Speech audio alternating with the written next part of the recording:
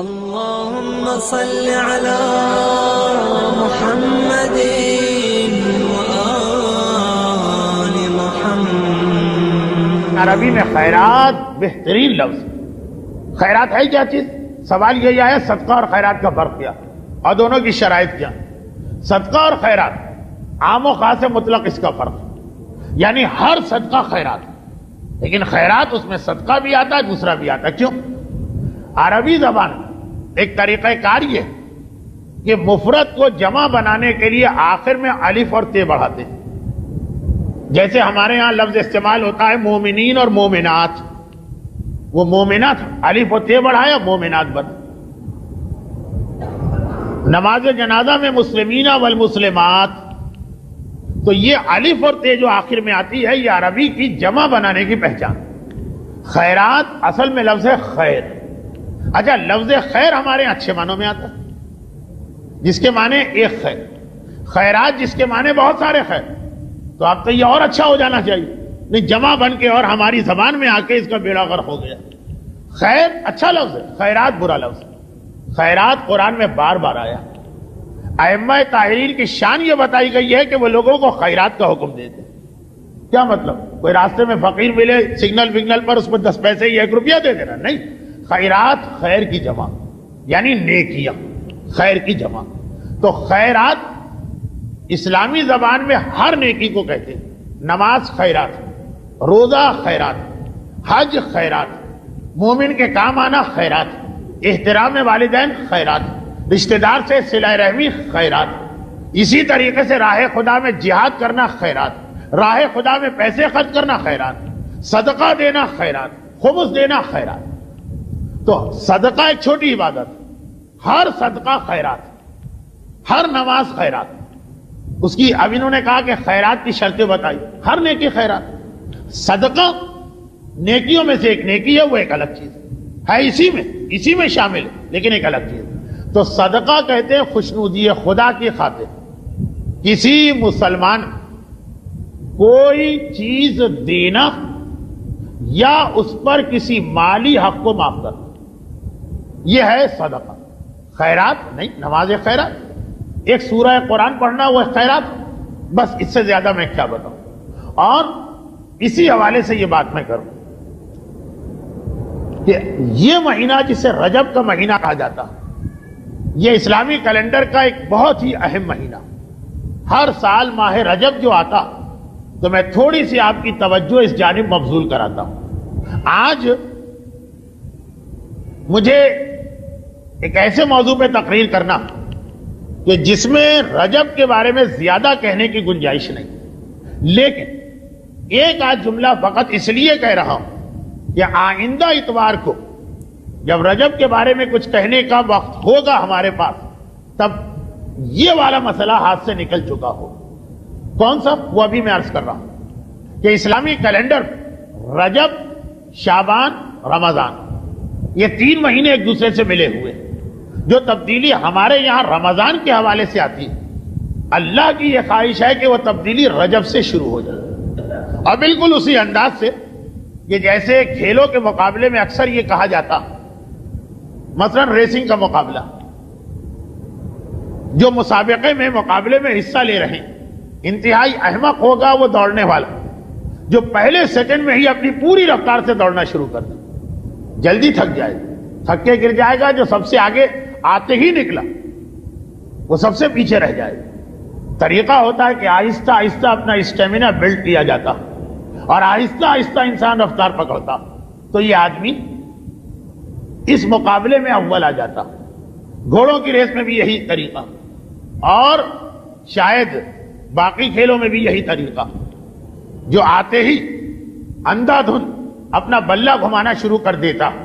Cricket ورکٹ میں کچھ نہیں جانتا ہوں، لیکن آج کل چونکہ سیزن اس کا آیا ہوا تھا، اس اعتبار سے وہ کبھی جمع تو بہت اور کبھی اڑا تو پہلی بال، اور اس کے مقابلے میں جو واقعاً اس کے ماہرین وہ کہتے ہیں اننگ اس کی بنتی ہے جو ہوشیاری کے ساتھ سوچ سمجھ کے آغاز کرتا، آہستہ آہستہ، اس کے بعد وہ زیادہ دیر تک ٹک سکتا۔ یہ ساری مثالیں اس لیے کہی جا رہی ہیں کہ آپ جس معاشرے میں رہتے ہیں ان میں انہی مثالوں سے بات سمجھ میں آئے گی۔ رمضان وہ مہینہ ہے کہ جس وقت مومن کو پوری رفتار سے دوڑنا ہے روحانیت کی طرف، لیکن رمضان کا چاند آتے ہی پوری رفتار سے دوڑیں تو وہی حالت ہے جو ہمارے معاشرے کی ہوتی ہے۔ ہمارے معاشرے میں رمضان میں بالکل الٹا ہوتا، شروع رمضان میں ہر ایک میں جوش و خروش، آخر میں ہر آدمی رمضان سے تھکنے لگتا۔ جو آخری تاریخ رمضان کی افضل ترین تاریخ ہے، تھکاوٹ پیدا ہو جاتی، اور دیکھیے اسی کا یہ نتیجہ ہے کہ ایک تماشا بن جاتا ہے رمضان۔ کیا تماشا بنتا؟ بھائی رمضان کے بارے میں ہر آدمی جانتا کہ رمضان روحانیت کو ترقی دینے کا مہینہ ہے، تزکیہ نفس کا مہینہ ہے، طہارت کا مہینہ۔ اب جب تزکیہ اور طہارت کا مہینہ تو ہونا کیا چاہیے کہ شروع رمضان میں آدمی اتنا پاک نہ ہو جتنا آخر رمضان میں۔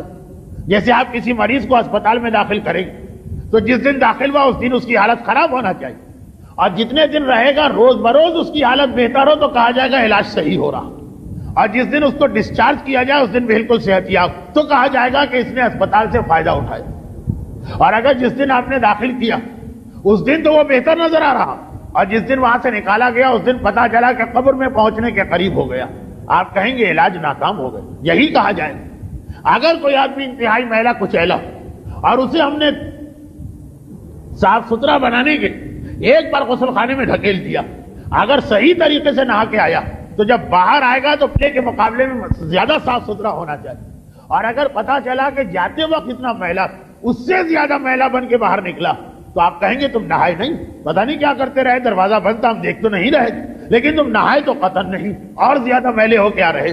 رمضان روح کی کثافت اور روح پہ چڑھی ہوئی گناہوں کی گندگی ہونے کا مہینہ ہونا یہ چاہیے کہ ماہ رمضان کی شروع کی تاریخوں کے مقابلے آخر کی تاریخ میں مومن کی روحانیت اور اس کی پاکیز اور اس کا تزکیہ نفس زیادہ ہونا چاہیے، لیکن وہ نہیں ہوتا۔ اس کی دلیل میں 3 ہی چھوٹی چھوٹی باتیں کہتا ہوں، اگر آپ کو اختلاف ہے تو آئیے غور کر۔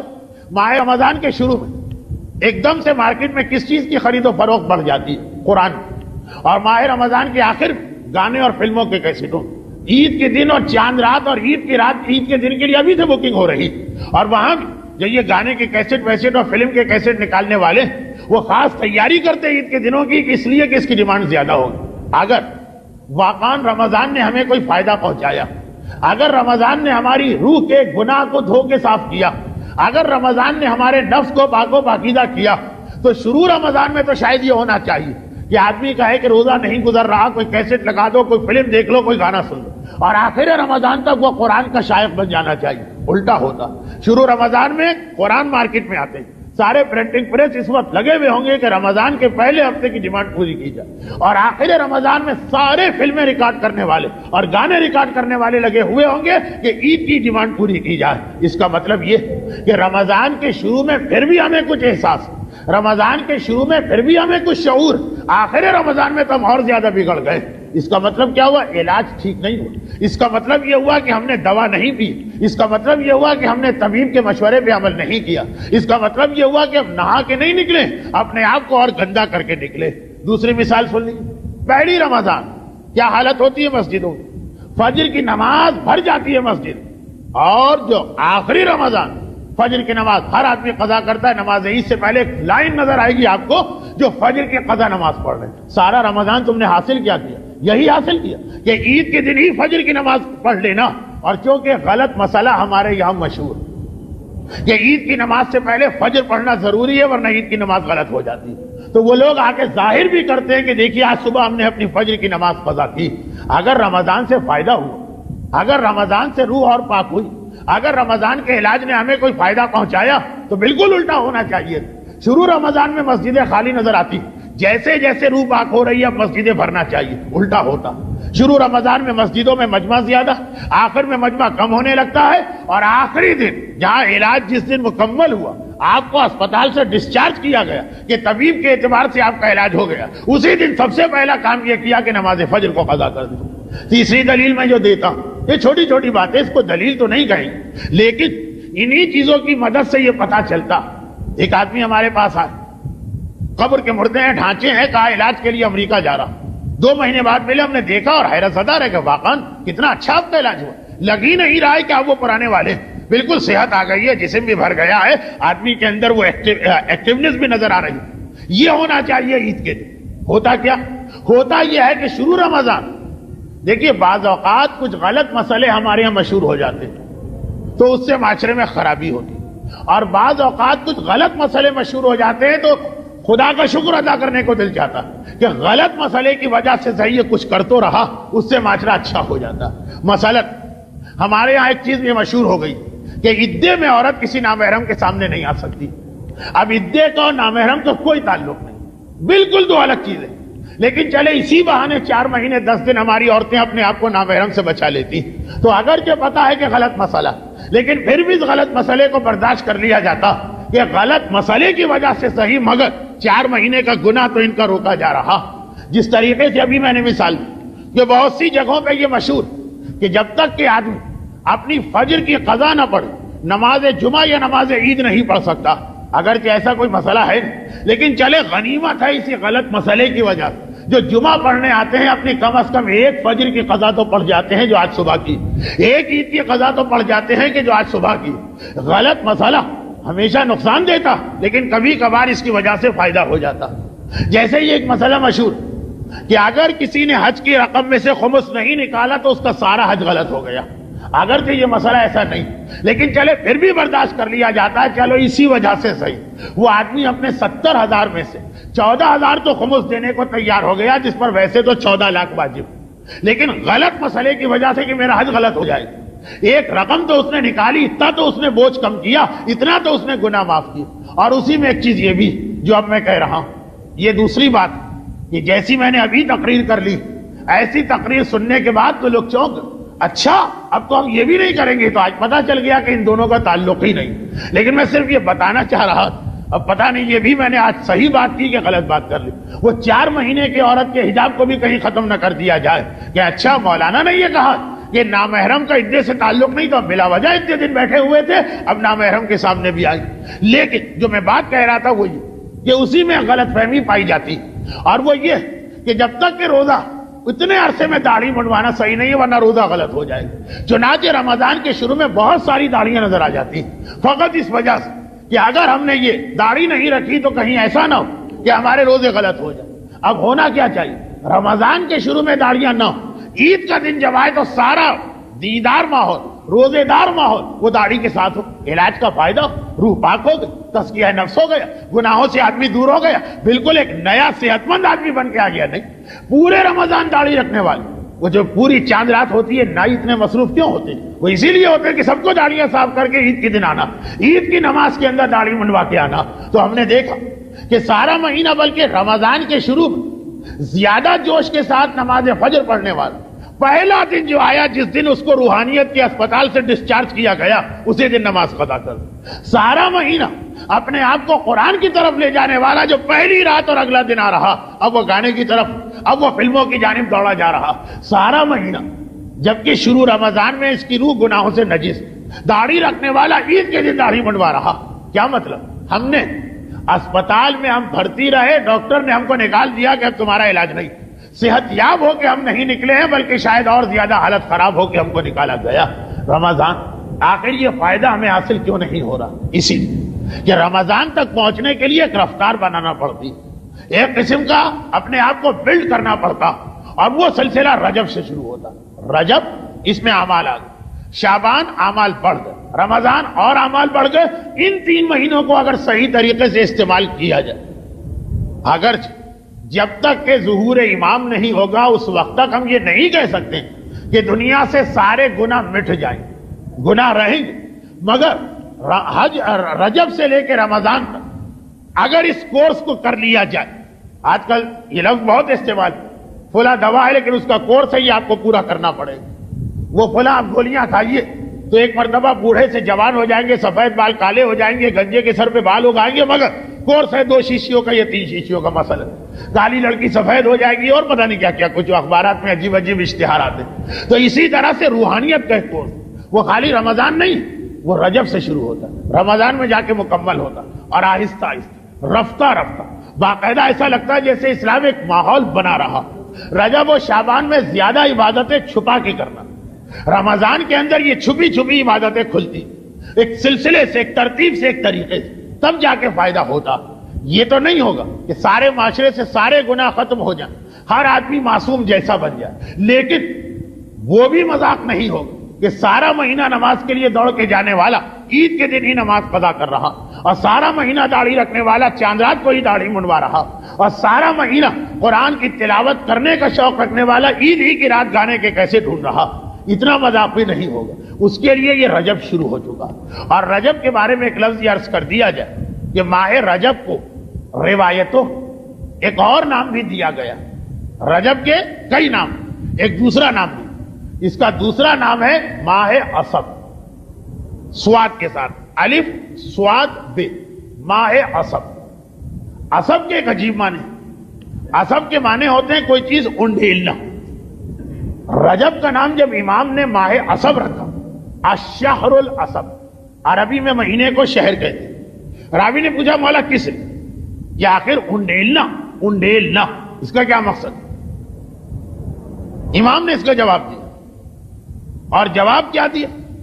جواب یہ دیا کہ باقی سارا سال لوگ رحمت طلب کرتے، خدا ان کو رحمت دیتا۔ رجب کا مہینہ وہ ہے کہ جس میں رحمت دی نہیں جاتی ہے، رحمت انڈیلی جاتی ہے۔ مانگنے پر دینا اور کوئی چیز انڈیلنا، ان دو لفظوں کو ذرا ذہن میں لے کے آئیے، کتنا فرق نظر آ رہا۔ رحمت خدا ملتی نہیں کہ معلوم ہے ان کو تھوڑی، ان کو تھوڑی، ان کو نہیں، رحمت خدا انڈیلی جا رہی بھر بھر کے۔ ایک مرتبہ امت پہ رحمت خدا کو انڈیلا جا رہا، پھر بھی اگر انسان اس رحمت خدا کو نہ پا سکے تو اس سے زیادہ بدقسمت اور کون ہوگا؟ دیکھیے، ایک آدمی کی مصیبت پر ہم پریشان ہوتے، ایک آدمی کی مصیبت پر ہم حیران ہوتے۔ 2 سال پہلے بھی یہ فرق آ گیا۔ پریشان کس کی مصیبت پر ہوتے؟ ایک آدمی بیمار پڑ گیا، بڑی سیریس اس کی حالت، آدھی رات 2 بجے کا وقت ہے، ہم نے بھی دوڑ دھوپ کیا، بہت پریشانی کے عالم، اپنے بھائی کو، بھتیجے کو، بھانجے کو، ماں کو، بہن کو، بیٹے کو لے کے اسپتال پہنچے۔ یہ پریشانی کب؟ کہ جب بیچارہ مجبور ہے، ہم اس کی مدد کے لیے نکلے۔ اور کسی کی مصیبت پہ حیرانی کب ہوتی؟ حیرانی اس وقت ہوتی ہے کہ جس آدمی پہ مصیبت آئی، مصیبت کو دور کرنے کی چیز اس کے پاس رکھی ہوئی، اس کے سامنے پڑی، وہ اسے استعمال نہیں کر رہا، اور سر پیٹ پیٹ کے کہہ رہا ہے کہ ہائے بھائی کوئی میرا ساتھ نہیں دے رہا۔ ایک آدمی پریشانی کے عالم میں، اس کو اسی وقت رات کے 2 بجے اسپتال جانا، اس کے پاس کوئی سواری نہیں، اور وہ پریشانی کے عالم میں ہمارا دل دکھا، ہم اپنی گاڑی لے کے آئے، تم چلو ہمارے۔ دوسرا آدمی بھی اتنا ہی پریشان ہے، مگر اس کی ہم سے اچھی گاڑی گھر کے دروازے پہ کھڑی، اور کہہ رہا ہائے کوئی میری مدد نہیں کرتا، اور کیسا سفید خون ہو گیا لوگوں کا، اور کیسا معاشرہ ہو گیا، مجھے یہاں سے اسپتال نہیں لے جاتا۔ ہم پریشان نہیں ہوں گے، ہم حیران ہوں گے۔ قریب جا کے کہیں گے بھائی خیریت تو ہے، گاڑی اور ہم سے اچھی گاڑی تمہارے پاس، کیوں اسے استعمال نہیں کر رہے؟ وہ کہے گا بھائی میں اپنی گاڑی کو زیادہ استعمال نہیں کرنا چاہتا، کہیں گھس نہ جائے، کہیں نقصان نہ پہنچ جائے، تو ہم اس کی مدد نہیں کریں گے۔ ہم کہیں گے جب تمہارا یہ، ہم بے وقوف و بدھو تو نہیں، ہمیں کوئی مس یوز تو نہیں کر سکتا۔ تو جب ایک آدمی کے پاس کوئی چیز ہے جس سے وہ اپنی پریشانی دور کر سکتا ہو، دور نہ کر رہا۔ ایک آدمی درد ہوا، بڑا شدید درد، پین کلر چاہیے، نہیں ہے اس کے پاس، ہم دوڑ کے لاتے۔ ایک آدمی کے سامنے پورا ڈبہ پڑا ہوا ہے پین کلر کا، اس کو ہاتھ نہیں لگا رہا، ہم پریشان نہیں ہوں گے، حیران ہوں بھئی کیا اس میں کمی ہے، کیا اس میں خرابی ہے، کیوں اس کو استعمال نہیں کر رہے؟ تو مصیبت زدہ لوگ عام مہینوں پریشان حال ہو تو ان کی پریشانی میں دل دکھتا، اور ماہ رجب میں اگر کوئی پریشان حال ہو تو اس کی حالت دیکھ کے حیرانی ہوتی۔ رجب جیسا مہینہ، رجب جیسی فضیلت کی راتیں، رجب جیسے قبولیت دعا کے دن، رجب جیسے اعمال، اسے تو استعمال کر نہیں رہے، اور ساری دنیا میں فریاد اور پریشانی کی بات کرتے پھر رہے۔ امام بھی یہ جملہ استعمال کر چکے۔ ماہ رجب میں جو پریشان نظر آتا، اس کی پریشانی کو دیکھ کر ہم ہی نہیں، امام بھی حیران ہیں، ارے تجھے رجب جیسا مہینہ مل گیا۔ اور ایک بات میں اشارتاً اور ضمناً کہہ دوں، اور وہ یہ کہ اس ماہ رجب کچھ ایسے ہمارے ملک کے معاشی حالات بنے، down sizing, right sizing, golden hand shake, اور اس کے علاوہ جبری ریٹائرمنٹ، اور اگر الگ الگ اصطلاحات، بڑی موٹی موٹی سرخیوں کے ساتھ اخبارات، کتنے ہی صاحبان ایمان تلوار کی طرح، تلوار اور اندھے کی تلوار، کہ جس کی زد میں جو آ گیا، چاہے وہ حق رکھتا ہو چاہے وہ حق نہ رکھتا ہو، اس انداز کا جو ماحول بنا دیا گیا۔ تو یہ اتفاق سے اس سال کا رجب ایک ایسے موقع پہ آیا کہ ہو سکتا ہے جس علاقے میں یہ درس دے رہا ہوں، یہاں کے مومنین کا یہ مسئلہ نہ ہو، جیسے ماہ رمضان میں کبھی کبھار یہ تفسیریں سننے کو مل جاتے ہیں نا کہ کیا آپ ہمیں رمضان کی فضیلت سنا رہے ہیں، وہاں جائیے جن کے پاس کھانے کو نہیں، ہمارے پاس تو اتنا ہے کہ کچھ تو بیٹھ کے کھائیں، ہم جو روزے رکھیں۔ ہو سکتا ہے یہی جواب میرے اس جملے کا بھی ملے، لیکن مجموعی اعتبار سے اس وقت پورا شہر بلکہ پورا ملک بلکہ ملک کے باہر بھی جائیں، میں تو اس سفر میں ان علاقوں سے ہو کے آیا ہوں جو یہاں بیٹھ کر ہمیں بڑے پرکشش لگتے ہیں۔ گلف کا علاقہ ہے، سعودی عرب کا علاقہ ہے، یورپ اور امریکہ کا علاقہ، وہاں بھی جس کے پاس پہنچے جو مجھے مومن نظر آئے ہر جگہ پریشان، اور یہ والی پریشانی کون سی پریشانی؟ بے یقینی۔ ایک تو یہ ہے کہ مصیبت آنا تھی، آ گئی، آر یا پار مسئلہ ختم ہو گیا، وہ پھر بھی کسی طرح گزر جائے۔ اس سے زیادہ مشکل مسئلہ اس کا ہوتا کہ سر پہ تلوار لٹک رہی ہے، یہ پتہ نہیں کہ کس وقت آ کے ایک مرتبہ سر پہ گر پڑے۔ ہر رات آدمی سوئے، اگلی صبح کے لیے پریشان۔ اس وقت مالی اعتبار سے بہترین نوکریاں کرنے والے سعودی عرب اور دبئی وغیرہ کے ہمارے مومنین، ان کی یہی کیفیت۔ اور پاکستان میں بھی گزشتہ دنوں میں کچھ ایسے واقعات پیش آئے جو روایتوں میں جب آئے تھے تو لوگ مذاق اڑاتے تھے کہ صبح آدمی گھر سے نکل کے آفس جا رہا، سوچ بھی نہیں سکتا، اور پتہ چلا 1 گھنٹے کے اندر اندر یہ مسئلہ ہو گیا۔ اچھا، جس میں مصیبت آ گئی وہ الگ بات، اس کا تو امتحان ہو گیا، اب تو جو کچھ بھی مصیبت آ گئی اس کے بعد کہوں۔ اس کی وجہ سے باقی لوگ جو بے یقینی میں ہوتے جو اس مصیبت سے بچ گئے، مگر بچنے کے نتیجے میں اب بے یقینی آ گئی، کل کیا ہو، پرسوں کیا ہو، اگلے مہینے کیا ہو، یہ والی کیفیت۔ 2 سال پہلے جب ماہ رجب کے عنوان پر میں نے تقریر کی، دیکھیے یہ جملہ میں کھل کے نہیں کہنا چاہتا، اس وقت بعض صاحبان ایمان سیاسی حالات کی بنا پر اپنی جوان اولاد کی جانب سے بڑے پریشان تھے، اور وہی رجب کے مہینے سے پہلے کی پریشانی تھی، مجھے اب تک یاد، کیونکہ پچھلے سال ماہ رجب ان والدین نے آ کر مجھے یاد دلائے کہ مولانا آپ نے پچھلے سال ماہ رجب میں اولاد کے حوالے سے بات کی تھی، اور اس وقت ہمارے دل کو لگی تھی، ہم نے وہ عمل کیا، اور 1 سال میں ناممکن ممکن بن گیا۔ اور اس دفعہ جو ماہ رجب داخل ہوا تو معاشی اور اقتصادی حالات جو بے روزگار کر دیے گئے ان کے لیے، اور جو ابھی بے روزگار نہیں کیے گئے ان کے لیے، بے یقینی کی تلوار جو لٹک رہی، اور ماہ رجب داخل ہو گیا۔ ہو سکتا مصلحت الہی میں یہ بھی ایک طریقہ کہ جس وقت کبھی اپنے مخلص بندوں کو غافل پاتا تو جھٹکے دیتا، ایک مرتبہ ایک امتحان میں مبتلا کر دیتا کہ ویسے مجھے یاد نہیں کرتے تو چلو اس بہانے سے صحیح یاد کرو۔ کافروں کے لیے نہیں، منافقوں کے لیے نہیں، ان کو تو خدا ان کی غفلت میں چھوڑ دیتا، اور زیادہ اس غفلت میں مبتلا رہنے دیتا، اور بڑھا دیتا ہے ان کی غفلت، مخلص بندے۔ چنانچہ آپ نے بیماری کے حوالے سے سنا، بیماری اسی لیے آتی ہے جھٹکا لگ، یاد آ جائے خدا۔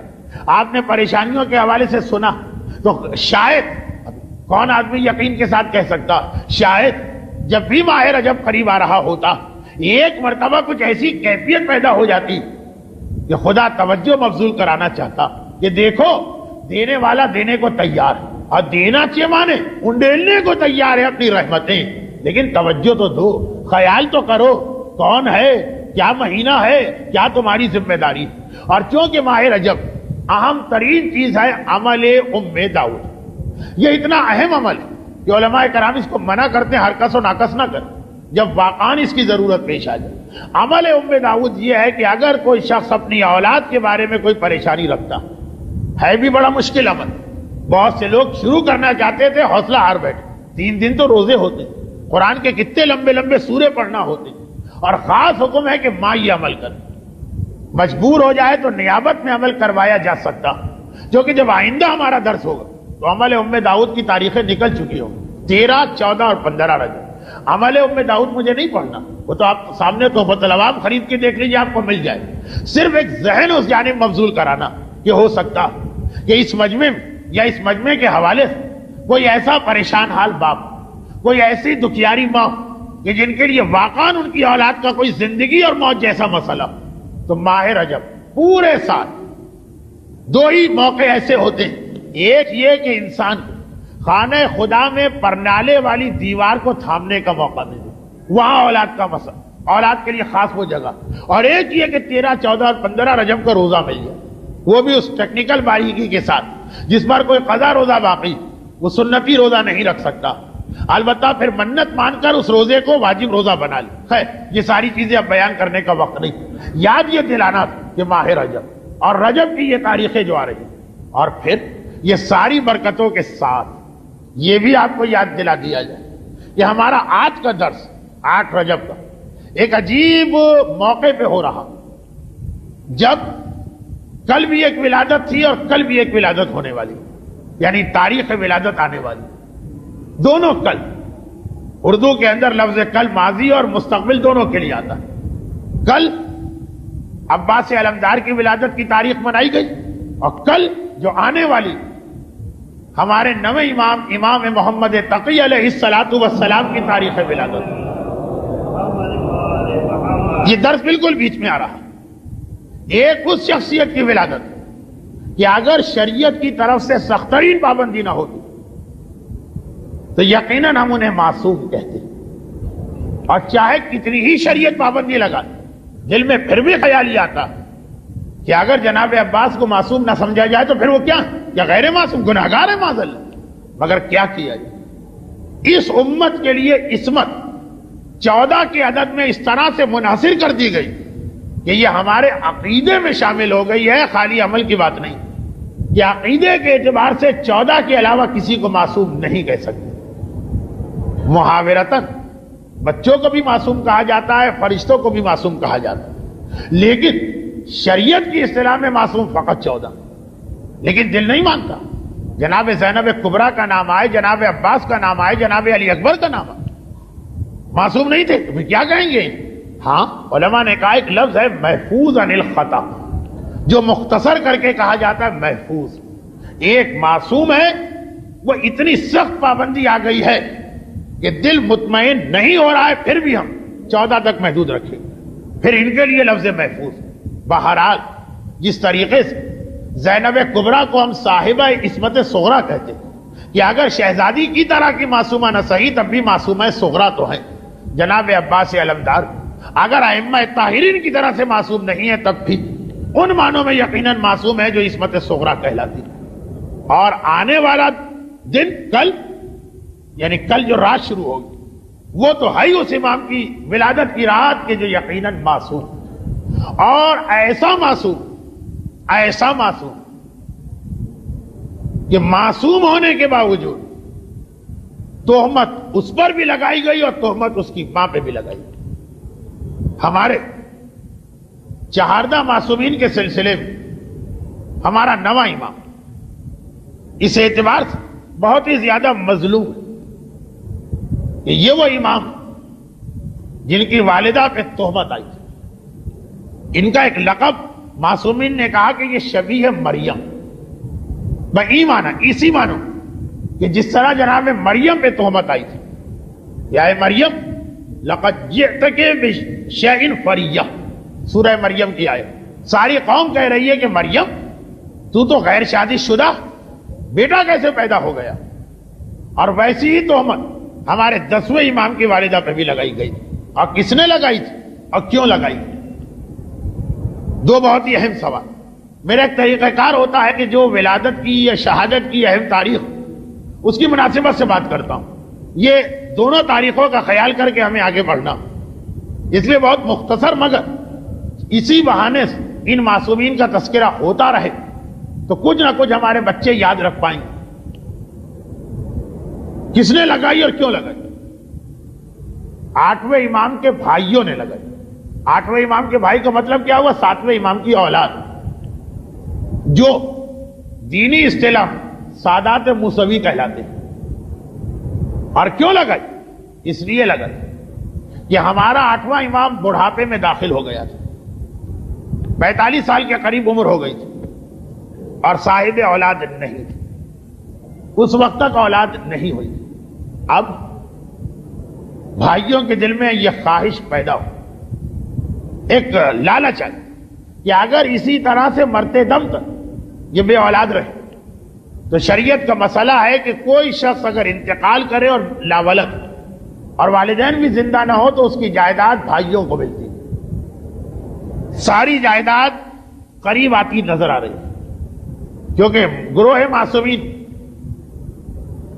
معصومین 50-55 یہی اوسط عمر چل رہی تھی، اور ہمارا 8واں امام اس کے قریب پہنچ چکا۔ بھائیوں کی آنکھوں کے سامنے ایک مرتبہ مستقبل کے سنہری خواب آنے لگے. اور اسی حوالے سے ایک چھوٹی سی بات کہہ، ائمہ طاہری صاحب جائیداد، بڑی بڑی جائیداد، اتنی بڑی کہ اس قسم کے واقعات پیش آ گئے. 100 200 500 روپے کے اندر اس قسم کے جھگڑے نہیں کھڑے ہوتے. اور یہ بھی بتا دیا جائے کہ یہ خالی 8ویں امام کی بات نہیں، شروع سے باغ فدق میں بھی اس کے پیچھے کوئی چیز چھپی تھی. چھوٹا سا مختصر سا ایک باغ ہوتا تو کسی کو ضرورت نہیں تھی اس کے حوالے سے اپنے آپ کو تاریخ میں اتنا بڑا مجرم بنانے کی. وہ کوئی اتنی ہی بڑی جائیداد تھی کہ کچھ بھی ہو جائے ہم یہ خطرہ مول نہیں لیں گے کہ آل محمد معاشی اعتبار سے طاقتور ہوں اور ہمارے مقابلے میں. وہاں سے لے کے 8ویں امام تک علماء کے بارے میں جو قوم کی توقع ہے کہ لنگی اور بنیان پہن کے زندگی گزارے، کسی درخت کے نیچے رہیں، جوتیاں چٹکھاتے رہیں، کسی بھی وجہ سے اگر ذرا سی حالت بہتر ہوئی تو لاکھوں تہمتیں لگ گئی. اور ہر ایک مثال دے گا معصومین کو دیکھا کہاں ہے، معصومین کو پڑھا کہاں ہے، ان کے حالات سنے کہاں. باغ فدق سے لے کے 8ویں امام کی جائیداد تک اتنی کہ سارے بھائی، سارے نہیں اکثریت دشمنی پہ اترا. اور جب ان کی امیدوں پہ اوس پڑ گئی کہ 8ویں امام کے یہاں بڑھاپے میں اولاد پیدا ہو تو براہ راست 9ویں امام کی والدہ ماجدہ جناب سبیکہ، جن کا تعلق سوڈان سے تھا، براہ راست ان پہ تہمت لگا دی کہ یہ ہمارے بھائی کا بیٹا ہے ہی نہیں.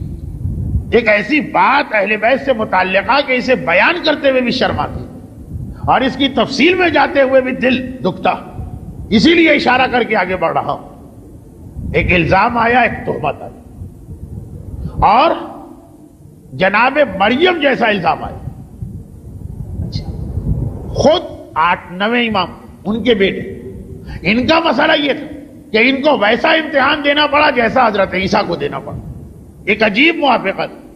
ماں کو اس امتحان سے گزرنا پڑا جو مریم کا امتحان تھا، بیٹے کو اس امتحان سے گزرنا پڑا جو عیسیٰ کا امتحان تھا.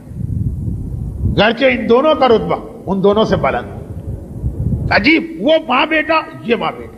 وہ کیا؟ اب دیکھیے، میں اس مسئلے کی زیادہ تفصیل میں نہیں گیا، صرف چند اشارے کرنا مقصود. اور بیٹے کو کس امتحان سے گزرنا پڑا؟ حضرت عیسیٰ کا کیا امتحان؟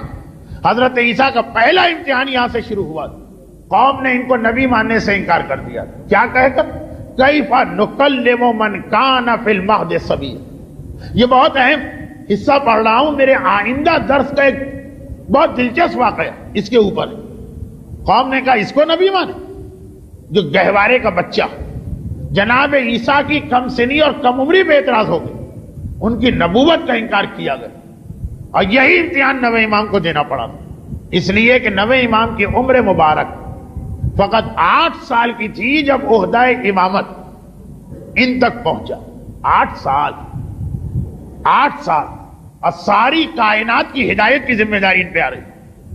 چنانچہ بہت سے لوگوں نے ان کی کم سنی کی وجہ سے ان کی امامت سے انکار کیا. حتیٰ یہ کہ ان کے اپنے چچا، ایک چچا، 7ویں امام کی اولادیں کتنی ہیں؟ 62 تو تاریخ میں نام لکھے. ایک چچا نے اعتراض کیا، اور اعتراض بھی ایسا کہ باقاعدہ جو 9ویں امام کا عہدہ تھا لوگوں کو آ کے مسائل بتانا. 8ویں امام تو چلے گئے دارالخلاف، ان کی مسند مدینے میں. جس دن مدینے میں 8ویں امام کی شہادت کی خبر ہے، ان کے بھائیوں میں سے 8ویں امام کے بھائیوں میں سے ایک جن کا نام جعفر تھا، وہ آ کے اپنے بھائی کی جگہ پہ بیٹھ اور سلسلہ شروع کر دیا جس طرح امامت لوگوں کو مسئلے بتاتی. 8 سال کے 9ویں امام گھر کا دروازہ کھول کے باہر آئے اور بڑے جلال کے عالم میں اپنے چچا کے دامن کو پکڑ کے چچا کو ہٹائے. حق کے مسئلے میں انسان کو اپنے سگے رشتہ داروں سے لڑنا پڑے تو لڑنا چاہیے، بلکہ کبھی واجب ہو جاتا جب گمراہی کا خطرہ. ابھی 8ویں امام کی شہادت کی خبر پہنچی اور ان کے چچا منصب پہ آ کے بیٹھ گئے. یہ تقریباً وہی واقعہ ہے جو 12ویں امام کی زندگی میں دہرایا گیا. 11ویں امام کی شہادت، امام کی نماز جنازہ امام پڑھاتا، بجائے اس کے کہ 12ویں کو بلایا جاتا، 12ویں کے چچا آ کے کھڑے ہو گئے، میں نماز جنازہ پڑھاؤں. اور 12ویں نے کس جلال کے عالم میں اپنے چچا کو نماز جنازہ کی امامت سے کھینچ کے دور کیا. اس سے پہلے یہ واقعہ نویں امام کے زمانے میں پیش آ چکا. اور جس وقت وہاں سے ہٹایا تو ساتھ میں یہ بھی کہا اتق اللہ، اے میرے چچا اللہ سے ڈرو. ایسی جگہ آ کے بیٹھے ہو جس پر تمہارے لیے بیٹھنا حرام، اور پھر لوگوں کو گمراہ بھی کر رہے. گمراہ کیسے کر رہے کہ جو پہلا مسئلہ انہوں نے بتایا تھا وہی غلط بتایا. چچا بھتیجے سے یہ تو نہ کہہ سکا کہ جگہ میری، کہا کہ اے بھتیجے تم کیسے ہو کہ اپنے باپ کے بتائے ہوئے مسئلے کو غلط کہتے. جو مسئلہ میں نے بتایا یہ مسئلہ تمہارے باپ بتا چکے. اور نویں میں ہم نے مسکرا کے کہا تھا مجھے پتا ہے میرے بابا نے کیا کہا. میرے بابا نے جانور کا مسئلہ بتایا تھا اور آپ میت کا مسئلہ بتا رہے ہیں. ایک بہت عجیب مسئلہ تھا. پھر وہی بات کہ اس کو ممبر پہ بیان کرتے ہوئے شرم آ رہی. بعض افراد اپنی فطرت میں ایسے کج ہوتے اور ایسی خباثت بھری ہوتی کہ وہ کچھ گناہ جانوروں اور میتوں سے بھی کرنے لگتے. اس کا یہ واقعہ چل رہا تھا. تو 8ویں امام کے زمانے میں واقعہ کسی جانور کے بارے میں آیا اور اس وقت یہ واقعہ کسی میت کے بارے میں آیا کہ کسی نے اس میت سے فعل حرام کیا. اور انہوں نے وہی جواب جڑ دیا. نویں نے کہا نہیں میرے بابا نے اس کے لیے کہا تھا اور آپ اس کے لیے کہے. مسئلہ ایک جیسا لگے مگر فرق ہوتا. جس چیز پر نواں امام اپنے چچا سے اتنا ناراض وہی چیز آج ہر مومن کر رہا. کیا مطلب؟ ایک جگہ کا مسئلہ دوسری جگہ جا کے جوڑ دیتا. پورا واقعہ تو آپ بہار میں پڑھ لیجئے. بہرحال بہار الانوار معصومین کی حالات کی جو کتابیں اس کا اردو ترجمہ ہو چکا. ایک بڑا اچھا کام ہو گیا. نویں امام کے حالات پوری بہار 110 جلدوں میں تو ترجمہ نہیں ہوئی مگر حالات چہاردہ معصومین میں سے اکثر جلدیں اردو ترجمہ ہو چکی جس میں نویں امام کے حالات ہیں اور اس میں یہ واقعہ بھی لکھا. خیر مومنین نے کرا دیکھیے کیا کہا.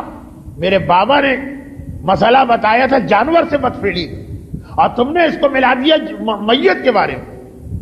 جس چیز پر میرا نواں امام اتنا ناراض کہ مجمع عام میں اپنے چچا کو ٹوک کے ان کی غلطی بتا رہا. آج ہر مومن نے اس کو اپنا طریقہ بنا لیا. الا ما شذ و ندر، سوائے ان لوگوں جو آنکھیں بند کر کے صرف حکم امام کی پیروی کرتے.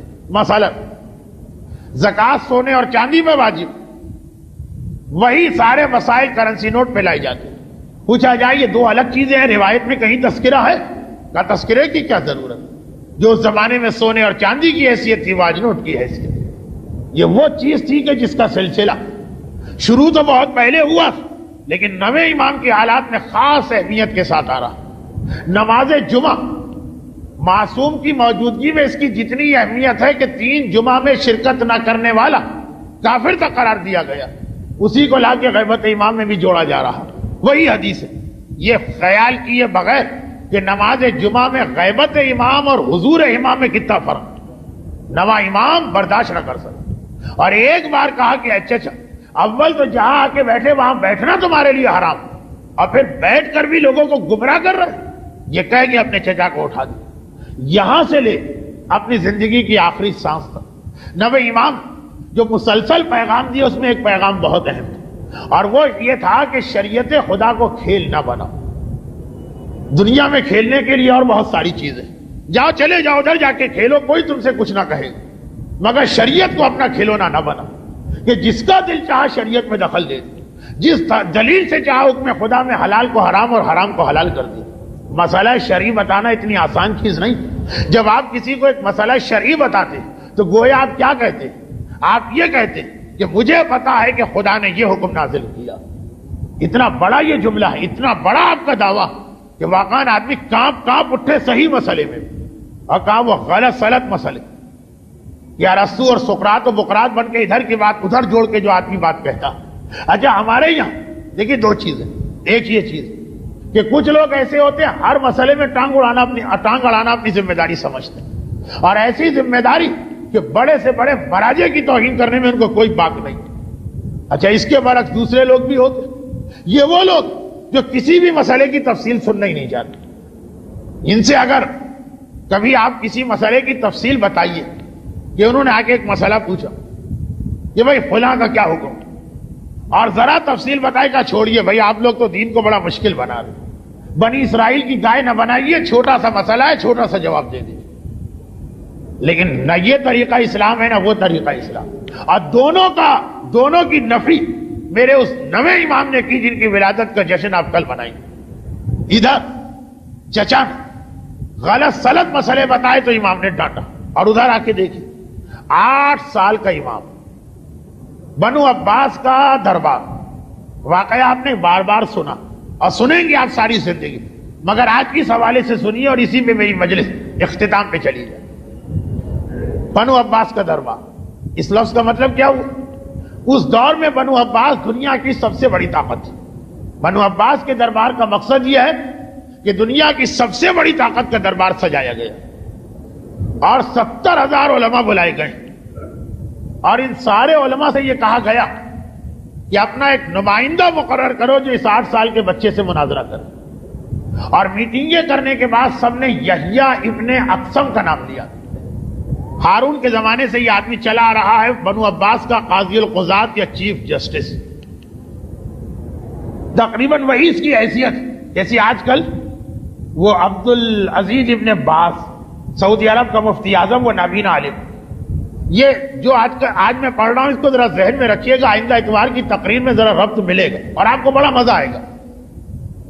سب سے بڑا عالم پوری اسلامی دنیا میں مسلم الثبوت, 70-75 سال کی تو عمر ہو چکی, اور 8 سال میرے نویں امام کی عمر ہے جب یہ واقعہ پیش آیا. لا کے بٹھایا گیا, مناظرہ ہونا, مذاق اڑایا جا رہا ہے نویں امام کا 8 سال کا بچہ, اور یہ دعویٰ امامت کر جس کی بنا پہ یہ مناظرہ ہو. ایک بار امام نے یحییٰ ابن اقسم سے کہا کہ یہ بتا پہلا سوال تو کرے گا کہ میں کروں. بہرحال یہ تو ماننا پڑا کہ آپ فرزند رسول, کہا فرزند رسول آپ ہی پہلا سوال کریں. فقہ میں آسان ترین مسئلے یہ سمجھے جاتے ہیں, نگاہ ڈالنے کے مسئلے. پوری شریعت میں کل 5 مسئلے, جس نے 5 مسئلے یاد کر لیے پوری اس کے پاس شریعت کا یہ حصہ. امام نے یہ آسان ترین مسئلہ پوچھا. آپ کا سنا ہوا اس کے بعد والے مسئلے کے حوالے سے بات کرنا. کہ اچھا سن, ایک آدمی نے صبح سورج نکلتے وقت ایک نامحرم ایک عورت کو دیکھا جو اس کے لیے حرام تھی, دیکھنا حرام. چاشت کے وقت, سورج کے چڑھنے کے وقت جو دعائے ندبہ کا وقت, دوبارہ اسی عورت کو دیکھا, یہ اس کے لیے حلال تھی. ظہر کے وقت اس کو دیکھا, اسی عورت کو دوبارہ حرام ہوگا. عصر کے وقت اسی عورت کو دیکھا, پھر دیکھنا حلال ہوگا. مغرب کے وقت اس عورت کو دیکھنا حرام تھا. عشاء کے وقت اس عورت کو دیکھنا وہ حلال ہو چکا. آدھی رات کو دیکھا تو دیکھنا حرام تھا, فجر کے وقت دیکھا تو دیکھنا حلال ہوگا. 24 گھنٹے بھی نہیں گزرے صبح سورج نکلنے سے لے کے فجر کے وقت, 8 مرتبہ نگاہ ڈالی, 4 مرتبہ حلال, 4 مرتبہ حرام. 8 سال کا بچہ شریعت کے آسان ترین مسئلے 80 سال کے قاضی القضات اور 70,000 علماء اسلام کے نمائندے سے پوچھ رہا. سر جھک گیا, ماتھے پہ پسینہ آ گیا, ہاتھ جوڑ کے کہا فرزند رسول میں نہ سمجھ پایا, آپ ہی اس مسئلے کو حل کریں. اور امام نے حل کی. کہا کہ ایک شخص ایک دن صبح کے وقت جب سورج نکل رہا ایک کنیز کو دیکھے. کنیز کو دیکھنا بھی حرام ہے, وہ عورت. چاش کے وقت اس کو جا کے خرید لیا, اس کے مالک سے خرید لیا, اپنی کنیز ہو گئی, اپنی کنیز کو دیکھنا حلال. ظہر کا وقت آیا, راہ خدا میں اس کو آزاد کر دیا, آزاد ہو گئی, اجنبی عورت بن گئی, بالکل آزاد, دیکھنا حرام تھا. عصر کے وقت اس سے شادی کر لی, نکاح کر لی, بیوی ہو گئی, حلال ہو گئی. مغرب کے وقت اس سے زہار کر لی, یعنی کہہ دیا کہ تو ماں کی مانند, حرام ہو گئی. لیکن زہار میں نکاح نہیں ٹوٹتا ہے, کفارہ دینا پڑتا. عشاء کے وقت اس کا کفارہ دے دیا, وہ جو ہے کہ 60 غریبوں کو کھانا کھلاؤ اور جو کچھ, حلال ہو گئی. آدھی رات کو اسے طلاق دے دی, طلاق ہوتے بیوی حرام ہو گئی. فجر کے وقت رجوع کر لیا, اس لیے طلاق کے بعد عدے میں ہر وقت رجوع کیا جا سکتا, دوبارہ اس کے لیے حلال ہو گئی. اب تو کوئی سوال کر. اس نے ایک سوال کیا, اور دیکھیے اس کا سوال ہی یہ بتا رہا کہ وہ سمجھ گیا کہ میرا مقابلہ 8 سال کے بچے سے نہیں ہے, اس سے کہ جو علم رسالت کا حامل ہے. اس لیے شریعت کے مشکل ترین مسئلے کو پوچھا. پوری شریعت حج کے مسئلے بڑے مشکل مانے جاتے ہیں, اور حج میں بھی کفاروں کے مسئلے مشکل ترین مسئلے.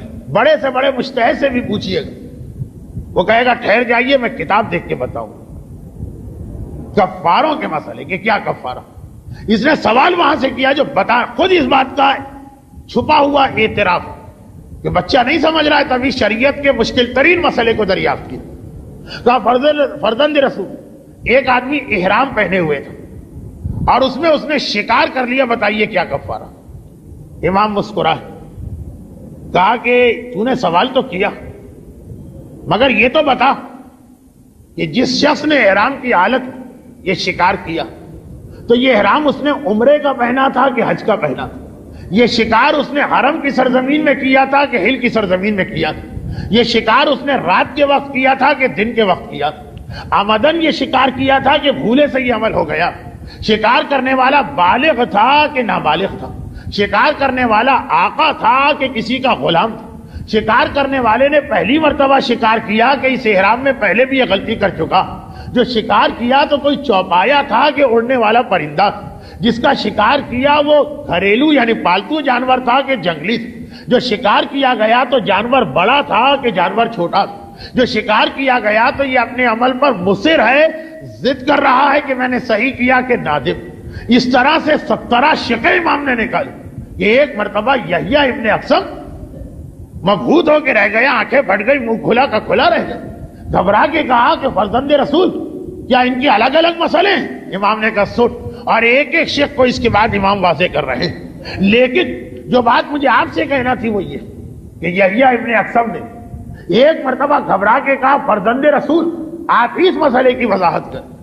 ہمارے یہاں اگر کوئی شخص کسی عالم کے پاس جائے اور جا کر کہے کہ مولانا صاحب میں حج پہ گیا تھا اور مجھ سے غلطی ہو گئی, ایک شکار ہو گئی, اور وہ 17 میں سے 3 باتیں بھی پوچھ لیں تو سامنے والا چڑھ کے کہے گا کہ اتنی آسان شریعت کو آپ لوگ کتنا مشکل بنا رہے ہیں. ارے میں نے ایک سوال پوچھا تھا, آپ نے بنی اسرائیل کی گائے بنا دیا. یہی علماء نے تو بیڑا غرق کیا, اسی لیے تو نوجوان نسل اسلام سے بھاگتی ہے, اسی لیے تو لوگ آج کل بے دین ہو رہے ہیں. کتنا لمبا لیکچر اس مولوی کو آپ ملا کے آ جائیں. امام معصوم 70,000 علماء کے سامنے اس ایک بات کو بھی واضح کر رہے کہ مسئلہ پوچھنے کا بھی طریقہ ہوتا ہے, اور شریعت اسلامیہ ایک مسئلے کے سینکڑوں پہلو ہوتے ہیں. ہر ایک کو ذہن میں رکھ کے تمہیں سوال کرنا. ادھر اپنے چچا کو ڈانٹا اور کہا کہ اے چچا ادھر کی بات ادھر نہ جوڑیے, یہ الگ مسئلہ تھا وہ الگ مسئلہ. اور یہاں یحییٰ ابن اقسم کو ڈانٹا کہ شریعت آسان ہے, مگر آسان کا مقصد کاہلی نہیں ہے, آسان کا مقصد لاپرواہی نہیں ہے, آسان کا مقصد سستی نہیں ہے. شریعت کے احکامات پوری تفصیل کے ساتھ عمل کرنا پڑتے. اگر 10 تاریخ اصل تو ولادت کا جشن آپ کل منائیں, اس حوالے سے یہی ایک بات ذہن میں بیٹھ جائے کہ احکامات شریعت, کیونکہ مجھ تک یہ بات پہنچی نہیں ہے یہاں باب العلم کے حوالے سے, لیکن اتنا تجربہ تو ہے کہ کتنے ہی لوگ یہاں کے درس کے پہلے حصے پہ چڑھتے ہوں اور اکتاہٹ میں مبتلا ہوتے ہوں اور بوریت کے نعرے اپنے دل میں لگاتے ہوں, اور بعض اوقات لوگ یہ بھی سمجھتے ہوں کہ آسان دین کو مشکل بنایا جا رہا, اور ہاں اور نہ میں جواب دینے کے بجائے ایک سوال کے جواب میں آدھے گھنٹے کی کہانی دہرائی جا رہی. اگر اتنا بھی سمجھ میں آ گئے کہ دین آسان کا مطلب لاپرواہی نہیں, سستی نہیں ہے, کاہلی نہیں ہے, یہ مطلب نہیں ہے دین آسان کا کہ جہاں ذرا سا دماغ پہ زور پڑنے لگے تو آپ کہیں کہ ہم اسے سننے کو تیار نہیں. 10ویں امام کے 2 واقعات آپ نے سن لیے. اپنی طرف سے شریعت خدا کے احکام میں دخل نہ دینا. اگر امام کا چچا بھی یہ عمل کرتا تو مجمع عام میں ڈانٹ کے امام اس کو اٹھا دیتے. اور شریعت آسان, مگر آسان کا مقصد یہ نہیں کہ حکم خدا کو اتنی لاپرواہی کے ساتھ لیا جائے. نہیں, حکم خدا اس کی ساری تفصیلات اور اس کی ساری گہرائی میں جانا پڑے گا, تبھی تو 1 گھنٹے مسائل پر بحث کو 70 سال کی سنت عبادت سے افضل قرار دیا گیا. لیکن یاد رکھیں کہ یہ جو خرابی ہمارے یہاں, اس کی بھی بنیاد کہیں اور ہے.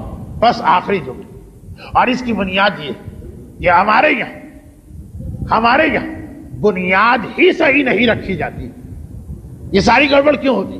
ساری گڑبڑ یہ ہوتی کہ ہمارے بچے عورتوں کے جس ماحول میں ہوش سنبھالتے وہاں اتنی لغویات اور اتنی خرافات اور اتنے دل سے بنائے ہوئے مسئلے رائج. ہمارے یہاں کا ماحول یہی اور ہونا بھی چاہیے.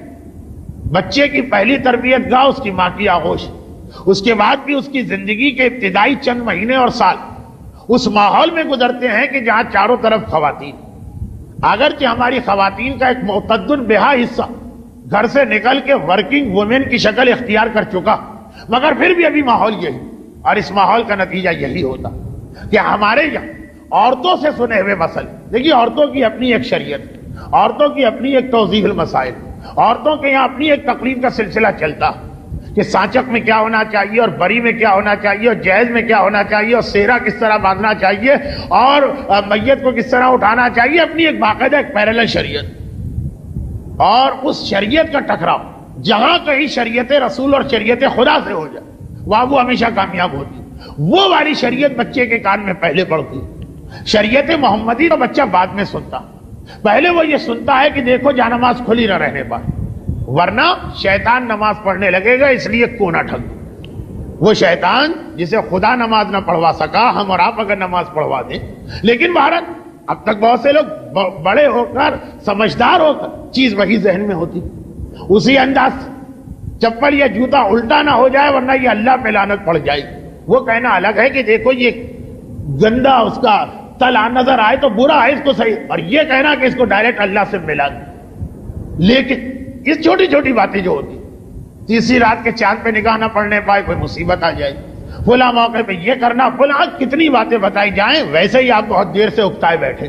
خلاصہ یہ بچہ وہ پہلے سنتا، اس قابل تو بعد میں ہوتا ہے کہ مدرسے جا کے 5 اصول دین اور 10 فروع دین سیکھے۔ اگر وہ تربیت گاہ جو پہلی ہے وہی اس کو یہ ساری چیزیں صحیح طریقے سے پہنچ جائیں تو پھر وہ جو 10ویں 9ویں امام کی زندگی وہ امام کو شکوہ نہ رہے۔ اور یہ پیغام اس ولادت کے حوالے سے ہمارے سامنے آیا جو آپ کل منا کے بیٹھے۔ علی نے یہ نہیں کہا کہ میں علی جہاں شادی کروں میرا بیٹا میرا وارث ہو، کہا نہیں، بچے کی تشکیل میں اس کی ماں کا حصہ اتنا اہم ہوتا کہ ساری رات اپنے بڑے بھائی عقیل کو سوچنے پہ مجبور کی کہ جائیے اور سوچیے کہ کس گھرانے میں شادی کروں تب مجھے وہ بچہ نصیب کہ جو میری بہادری کا ہر اعتبار سے وارث و جانشین۔ اے میرے مولا، علی ابن ابی طالب اس نور اول کے ایک جز ہیں، آپ جس گھر میں شادی کریں گے آپ کا بیٹا آپ کی خصوصیات رکھے گا۔ کہا نہیں، یہی تو تمہیں دھوکا، باپ کا اپنا حصہ ہے لیکن ماں کا اپنا حصہ ہوتا، اور یہی وجہ کہ علی کی ساری اولادیں علی کی اولادیں مگر ہر ایک رتبے میں دوسرے سے الگ۔ جب جن کی ماں فاطمہ ہے وہ حسن و حسین، جن کی ماں ام البنین ہے وہ عباس علمدار، باقی اولادیں بھی سب صاحب فضیلت مگر ان کے برابر نہیں۔ بھئی کیوں نہیں؟ ہیں تو سب علی کے بیٹے۔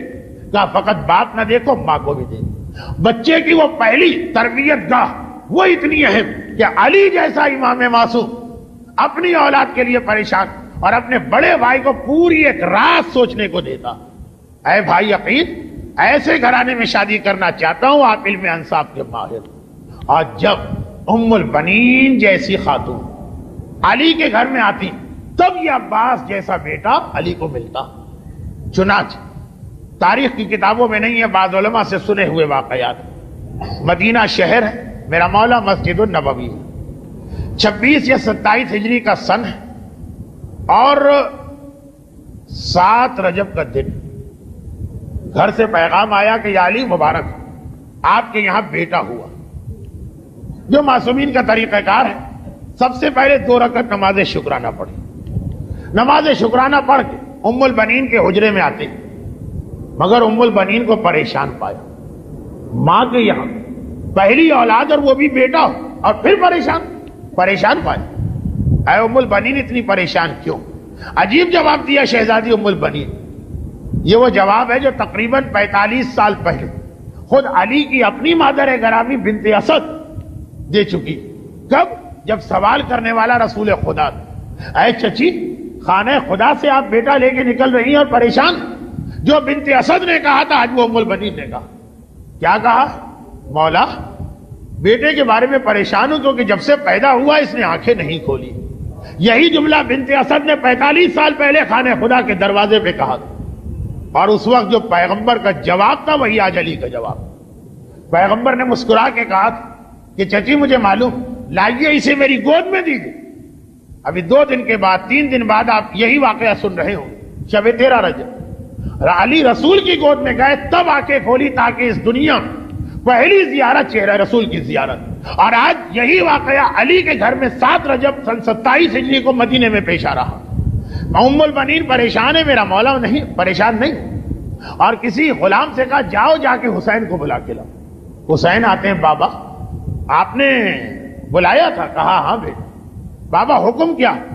اب پتہ نہیں جملہ کیا ہوگا، شاید یہی جملہ ہوگا، بیٹا حسین آج تیرا بوڑھا باپ تجھے ایک تحفہ دینا چاہتا، اور یہ کہہ کر بچے کو حسین کی آغوش میں دیا۔ ادھر بچہ حسین کی گود میں گیا اور وہ ماں جو پریشان ہے کہ آنکھ کیوں نہیں کھولتا، بچے کی آنکھ کھلی، اور اس دنیا میں جو سب سے پہلا منظر اس نے دیکھا وہ چہرہ حسینی تھا۔ تبھی تو عاشور کی سے پہل جب حسین عباس کے سرانے پہنچے تھے تو عباس کا یہی جملہ تھا، بابا نے مجھے یہ بتایا تھا کہ جب میں پیدا ہوا تو پہلی زیارت آپ کی آقا یہ چاہتا ہوں کہ دنیا سے جاؤں تو آخری زیارت بھی آپ ہی کی کروں، مگر مجبوری کیا ہے؟ ایک آنکھ میں تیر لگا اور ایک آنکھ میں خون جمع، تیر لگ چکا، خون صاف ہو سکتا، اس میں بھی عباس بھلا حسین کو زحمت دے، مگر کیا کرے، بازو بھی کٹ چکے ہیں، خون صاف ہو تو کیسے؟ بس ایک بار آنکھ کھولی، دنیا میں پہلی زیارت حسین کی۔ علی نے کہا حسین بیٹا ذرا بچے کو دوبارہ میری گود میں دینا، اذان اور اقامت کے مرحلے سے فارغ ہو۔ چہرہ دیکھا، کہا ہے بالکل ویسا جیسا میں چاہتا ہوں، اور اللہ کا رسول کہہ گیا تھا کہ جب یہ بچہ پیدا ہو تو اس کا نام عباس رکھنا۔ علی کے پہلے دو بیٹوں کے نام رسول نے رکھے، حسن کا نام، حسین کا نام، اور اس تیسرے بیٹے کا نام بھی رسول دیکھے گئے۔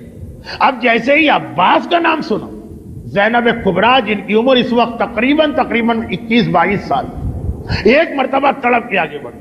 علی کے یہاں اس سے پہلے بھی بیٹوں کی ولادت ہوئی، زینب اس سے پہلے کبھی آگے نہیں آئی، آج آئیں۔ کہا بابا میرے اسی بھائی کا نام عباس ہے؟ کہا کہ ہاں زینب بیٹی تیرے اسی بھائی کا نام عباس ہے، کیوں پوچھ رہی؟ کہا بابا اگر اس کا نام عباس ہے تو اسے ایک لمحے کے لیے میری آغوش میں دے دی۔ 21 سال کی بہن، یہ کہ ماں اور بیٹے کے درمیان عمر کا جو فرق ہوتا، گود میں لیا اور عباس کے کان پہ منہ رکھ کے پتہ نہیں بڑی بہن کیا کہنے لگی۔ علی مسکرا دی، زینب بیٹی اتنے جلد؟ ابھی 1 گھنٹے کی عمر بھی نہیں ہوئی، کیا بات چیت شروع ہو گئی بھائی سے؟ کیا باتیں شروع ہو گئی؟ گھبرا کے کہا کہ بابا ابھی نہیں، ابھی میں نے خود کچھ نہیں کہا، ایک بہت پرانی امانت میرے پاس تھی اسے ادا کیا۔ 15 سال سے زینب انتظار کر رہی۔ علی نے کہا بیٹی زینب کون سی امانت؟ کہا بابا جب اماں کا آخری وقت آیا تو گھر میں کوئی نہ تھا، حسن و حسین تو روزانہ نانا کی قبر پہ بیٹھ جاتے تھے اور علی ان کو ڈھونڈنے گئے تھے، خالی زینب تھی۔ اماں نے مجھے بلایا تھا اور بلانے کے بعد کہا تھا کہ زینب بیٹی تیرا ایک بھائی عباس نام کا پیدا ہوگا، جب عباس پیدا ہو تو عباس سے کہنا عباس فاطمہ زہرا تمہیں سلام کہتی ہے، میں نے اپنی ماں کا سلام اپنے چھوٹے بھائی کو پہنچایا۔ اے عباس کل تمہاری ولادت کا دن تھا، کتنے خوش قسمت ہو، تمہاری اپنی حقیقی ماں ام البنین اتنا خوش نہ تھی جتنا کل فاطمہ زہرا خوش تھی۔ فاطمہ نے ہمیشہ عباس کو اپنا بیٹا کہا، عباس میرا لخت جگر، عباس میرا لال، عباس میرا بیٹا۔